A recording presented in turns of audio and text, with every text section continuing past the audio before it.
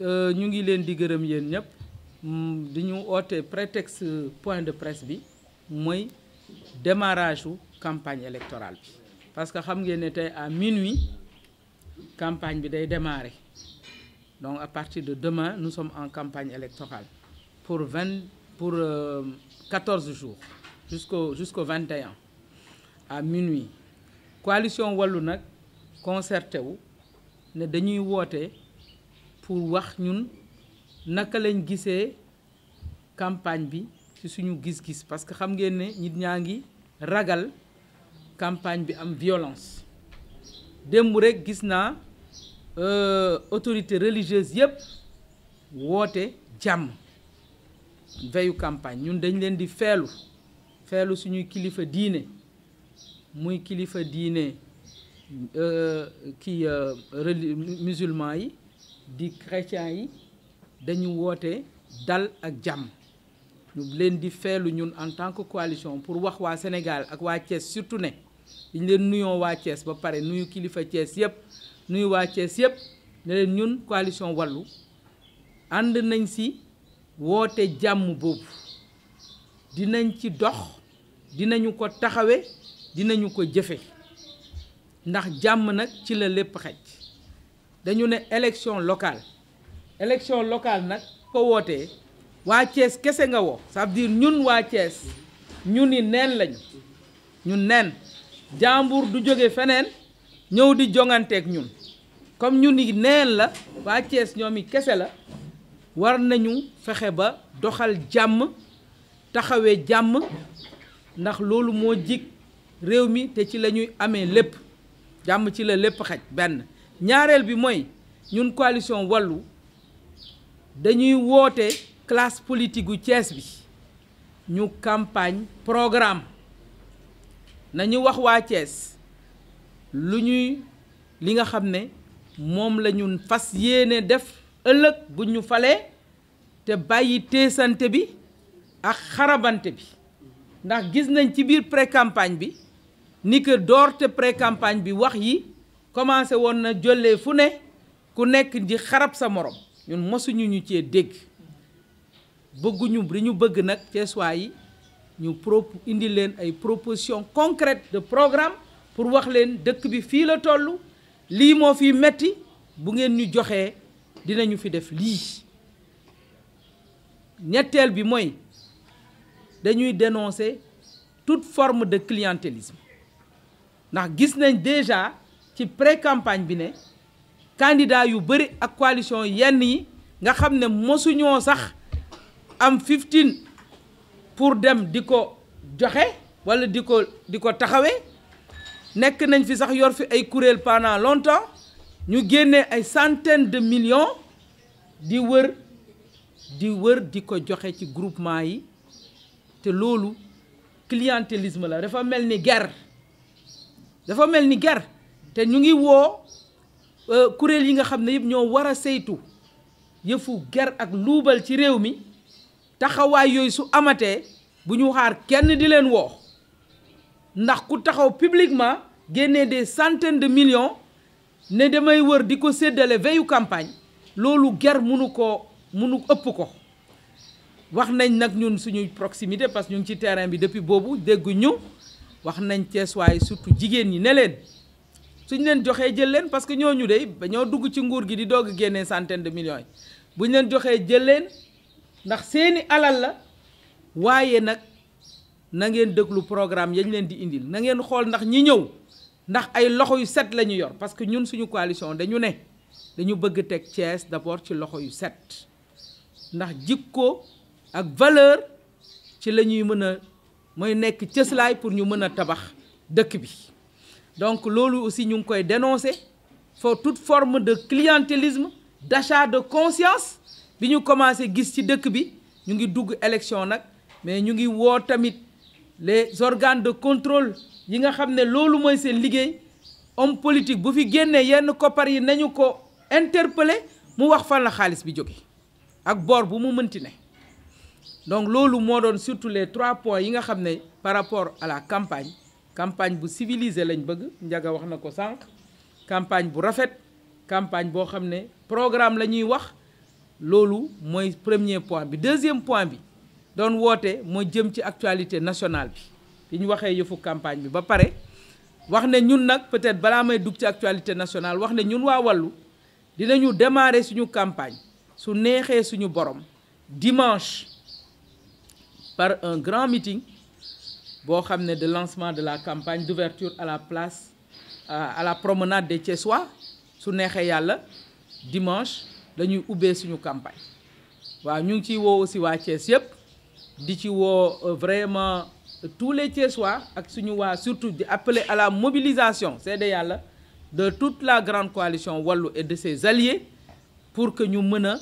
vraiment won waa Thiès ne Wallu xëy na dégguñ ñu depuis boobu de waaye ñu ngi liggéey ci terrain bi ñu ngi ci proximité yi guddi ak bëccëg. gis ngeen ma sànq sax yéen nag may wax naan maa ngi toog fii di maquillé wu parce que taluñu ko. sont tous en danger bu ñu demee ñu nekk ay croyants gëmuñu kenn ku dul yàlla yàlla génn ay lu am teg ko ay nit ay sénégalais di défier Dieu di défier sëriñ yi parce que tey li doy waar mooy ñun ñëpp nañu jël suñu responsabilité. Et je me pose la question,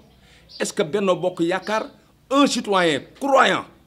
de tout bord la wax un citoyen croyant de tout bord war na wote liste boobu ndax nag su caaxaan jeexee caaxaan jeex na képp ku wote liste boobu jël say responsabilité ndax nag ñoom ñoo toog ni liste bi ñoo loi bi duñ ko wote non bañ duñ ko wote fañ ko teg ñoo ko xam mais man gëm naa ni ku défier Sëñ Touba défier Mame Maodo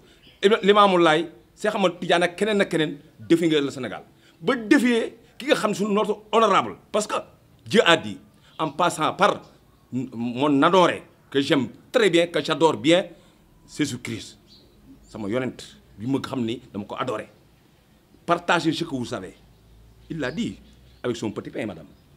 je crois que bu ñu demee ba ci foofu tey ñu xam ni lii ci lu baax la doon tax te ni lii kenn mosu koo nangu tey Sénégal ñu pose ñu ay question mun ñu répondre question bi ñu naan affaire ay falaa la gisatuma sama bopp li ma gëm nekkatul fu ñu jëm yéen journalistes yi na ko war a régler poser la question plus claire et plus précise que ñoom pourquoi wote wuñu loi bi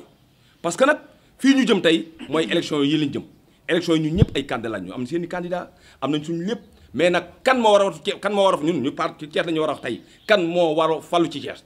liste bi nga xam ne député Abdou Mbow génne nañ ko ni moom dafa lànk du ko wote tey est-ce que liste bi Abdou Mbow nekk war nañ ko wote musulman croyant bu ko watee nag laa wax muy chrétien muy musulman prend ses responsabilités man j'ai mis en garde à tout le monde je ne suis pas là pour tergiverser pour dialoguer man je me sens responsable si je vote la liste là parce que je suis responsable d'abord y a nag on peut parler y a des ignorants yoo xam ni ils savent où passer pour dire la vérité aux gens mais li ma gëm mooy Abdou Mbow liste bu mu mën a nekk waratuñu ko wote monsieur le journaliste vous savez poser une question mais la question là la réponse donnée à une question posée vous n'avez pas dit honorable Elentine wala Ndiaga Diaw wala keneen mu ne dinaa joxe 200 millions celui qui dit que dinaa joxe 200 millions aux femmes man nag Ablaye Maw laa xam su ma jiyee sama xaar sama buntu kër nga fay ma ci 200 millions bañ nga ñu jox ma 25 000 francs ma jox la sama bopp kon xar mi ëpp wér damaa war a dindi xar mi fa mu yeewu fa sama bopp c'est ça c'est jatara te lépp la ñu fekk démb ak bëkk démb ak tey te loolu mi def noonu ça ne passera pas gëmal ni am na lu ma ba wax woote nañ ci paix jàmm d'accord nañ ci mais fàttali ko ne maa nekkoon coalition bi ñu nekkoon bëkk démb idi 2019 maa nekkoon coordinateur départemental y a un député Abdou Mbow il était venu avec des armes qui dit une grenade dit une arme grenade offensive la dame la commissaire là elle est là jusqu'à présent elle m'avait audité elle a audité Abdou Mbow parce que bi ma sànnee grenade yi devant notre meeting Abdou Mbow fu mu jëloon grenade yooyu ñaar ñoo ko mën a jox mooy Augustin Tine moo ko jox wala Aly Ngouille Ndiaye parce que ministre de l'intérieur moo ko am ak ministre des forces armées Augustin kii Abdou Mbow mënut a am grenade ñooñu bi ñu ko constaté grenade bi xam ne grenade bi force armée la jógee ko yoroon force armée Augustin Tine est-ce que nag dañuy croiser les bras ñoom di leen xaaral demee ñu ne indiwaat ay grenade Jules non dama bëgg nga comprendre dama ni vous n'êtes pas là pour les défendre je vais vous dire une chose je vais les mettre en garde jàmm buy am ñoom ñoo koy indi ñoo leen gën a bëgg a jàpp parce que ñoom Sénégal ñoom ñoo leen gën a bokk Sénégal ñun ay patriotes loolu lañu gëm parmi ñu am ne gars yi xam ne jamais Casamance ma voici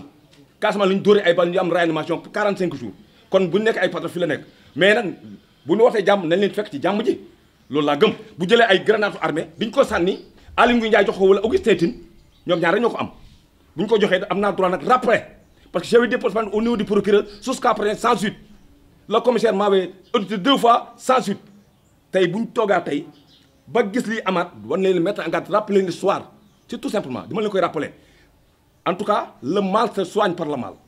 on n'a pas ñun ay Sénégal du ñu accepter jamais quelqu'un mu ñëw duñu faire le mal ñun nag duñ ko initier ànduñu ci bokkuñu ci duñ ko initier kenn ànduñu ci bokkuñu ci mais nag soo ma dóoree ba ci mbir bi j'ai le droit de me défendre en tout le temps et en tous les et en toutes circonstances c'est ça loolu laa gëm maa ngi leen wax ni leen continuer à corriger balaa élection yi baax di ngeen gis lu ko gën a garaaw loi bii nag day loi boo xam ni dem bay défier suñu li ñu gëm éthique ak morale fulla ak fayda ak jom ay sénégalais ñu jox leen 165 personnes ñu jox leen suñuy responsabilité jox leen suñu kàddu jox leen suñuy chantier jox leen suñu décision ñu am ay problème parmi eux ñu ni loi bii dañ ko voté mais pourquoi pas ils n'osent pas voter la loi amu ci doole ñemewuñ ko ñemewuñu voter loi bi léegi nag nan lañ def ak l'abbé bi nan la ñuy def ak évêque bi nan la ñuy def ak Sëñ Touba nañ def ak Maam Maodo nañ def ak Maodo Malick nañ def ak keneen ak keneen ah ñoom bu ñu amee problème foofu la ñuy dem ñooñu wax lu baax ni teg lañu ko defuñu ko yaakaar naa ni ku toll ni notre président notre cher président que j'adore bien amul tout droit jóge loo xam naa ngi dem Tivaouane wala Touba parce que daf ñu défier suñu foi suñu ngëm la défier nag est-ce que ñu dañ ko ciy bàyyi loolu que Dieu vous garde et vous donne la paix merci beaucoup. Et distingue personnellement un fait de droit et un acte de droit la loi là c'est une loi monotone elle n'est pas claire elle a visé quelque chose c'est une loi argumentaire scientifique aucun argument scientifique amu ci c'est clair quand on dit que votre foulard là est blanc point dañu war xool sax foulard gi blanc lan lañ composé ba ban yan fil lañ te ba mu blanc ban couleur la dañuy wax ni les agrégats yan la ñu boole les liens hydrauliques sont malaxés avec de l'eau et donc dafa capable de diriger des matériaux entre eux yan la pourquoi mu blanc loolu la ñuy wax dama ni loi bi c'est une loi extrêmement dangereuse c'est pas clair c'est pas précis. oui ak contre nature la nature c'est quoi contre nature ban nature quelle nature contre nature c'est quoi soyez précis et clair une loi contre la loi contre acte contre nature c'est quoi si vous savez acte contre nature mënut a passer moi j'ai une dame ça fait presque 20 ans su si sorti ànd ak moom ñëw fii ci koñ bi taxaw ci mbedd mi daf yenn yi waruñu ko def acte contre nature la vrai ou faux c'est immoral indigne il faut considérer la vérité loi bi leerul wóorul gis nga ñoom amuñu droit wote loi bi ñëwuñ ko parce que ñoo lekk avance te ko lekk avance di nga bëre